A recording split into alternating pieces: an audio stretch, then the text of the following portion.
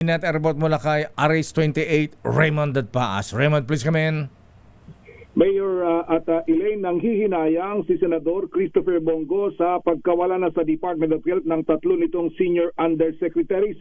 Ayon kay Go, may tuturing na asset ang mga ito sa gobyerno dahil sa kanilang karanasan at angking galing. Kinabibilangan nito ni na Undersecretary Maria Rosario Singh Berhere, Achilles Gerard Bravo at Kenneth Ronquillo na pawang mga Career Executive Service Officers o SESO. Ang ilan sa kanila ay mga doktor na malaki ang naging ambag sa pagpapatupad ng Universal Healthcare Act at mukha ng gobyerno nung kasagsagan ng nakarang pandemya, lalo na si Berhere na nagsilbing officer in charge ng Department of Health at kalmadong boses nung panahon ng COVID-19 pandemic.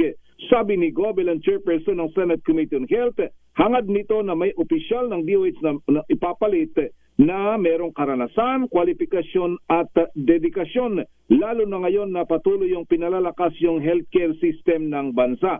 Sina Yusek Bravo at Ronquillo ay sinasabing nagretiro na sa serbisyo, ngunit si Berhere ay 57 anyos pa lamang at dapat ay may 8 taon pa itong natitira sa serbisyo. Pinalitan siya ni Attorney Randy Bacolor Esculango na dating Undersecretary ng DSUD o Department of Human Settlements and Urban Development na ito in charge sa housing. Kaya sabi ni Senador J.B. Hercito, mas mahusay kaya ang isang abogado kaysa sa doktor na napunta sa Department of Health. Maliban sa grupo ni Berhere ay ilang mga opisyal na din ng DOH ang napaulat na nag-resign dahil sa hindi nagugustuhan ng pamamalakad ni Secretary Teodoro Herbosa. At hindi lang yan, Raymond. Ayan, sabi mo kay Senator Leo Palo. Ayan, Bongo pala. Binago na. Sabi kay Senator Bongo, ayan, magpatawag na investigasyon at ipatawag si Secretary Yusek Berhere, si Bravo, ha? Sino isa? Ronquillo ba isa? Ronquillo. Yes, Yusek Lakay. Ronquillo. Kung pwede nga lang sana ipatawag din yung dating procurement officer dyan eh. Alam mo, marami talang kalokohan dyan sa DOH sa Raymond. At hindi maganda itong ginagawa ng secretary ng DOH. Abay mantak mo, pati yung isang kilala nating procurement officer Raymond. Alam mo, nag-resign, hindi makayanan dahil mantakin mo pinapo-order ng mga gamot, equipments na overpriced. Pagkatapos siyang pipirma, pagkatapos yung mga bossy hindi pipirma. Grabe. Ano ko bali? Sila na ang kikita. Fall guy ka eh, no? Oo, sila na ang kikita pagkatapos ako madidiin dito. Yes. Ayan. Nag-resign na lang siya. Ayan. So anyway, siguro total na simula ni Senator Bongo, dapat maimbestigahan nito. At yung service talaga sa mga government hospitals natin, napapabayaan na ng secretary ng DOH Raymond. Ayun na siguro. At saka pagdating sa budget season, tiyak na matatanong si Secretary Herbosa hinggil sa mga ganitong klase ng mga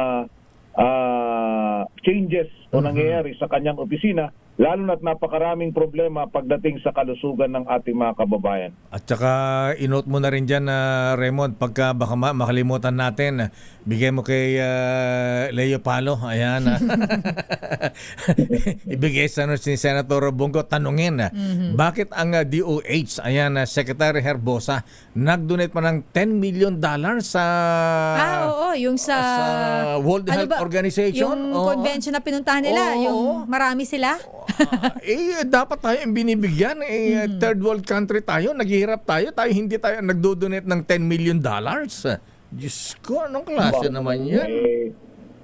Ang daming gamot na may bibigay sa Ay, mga sinabi government mo. hospital yun. At saka pakalkal ulit, Raymond, ipatawag yung mga tinanggal na mga kawawang empleyado na naglibing ng mga expired na gamot dyan sa Tala Leprosarium sa may Novaliches. Abay, at saka yung bibili ng bulto-bultong gamot na malapit na mag-expire. Mag-expire. Oo. Ang bihira. Pero Pero yung presyo daw noon, Mayor, presyong brand new. Siyempre. Oo. Grabe yun eh. At saka, halimbawa, 1,000 lang ang kailangan. Kailangan 2,000, 3,000, ha? The more, the better. Ayan. the more, the commission. Ayan. Commissioner? Obvious naman eh. Siguro dapat yan ang matapos, Mr. President. Yung mga sinasabi sa involved sa flood control project na yung mga dati yung kaibigan, ayan, dahil involved sa anomalya, hindi nyo na kaibigan. Sana lahat, Mr. President. Okay. So, kailan na investigasyon? Wala pa. Wala pa. Kinakasa, Mayor, pero tiyak na itong bagay na ito mapag-uusapan, lalong-lalo na kapag itong nagsimula na yung mga committee hearings dito sa Senado. Ito si RH28, Raymond Advance para sa DCRH, una sa Pilipinas, una sa Pilipino. Damdamin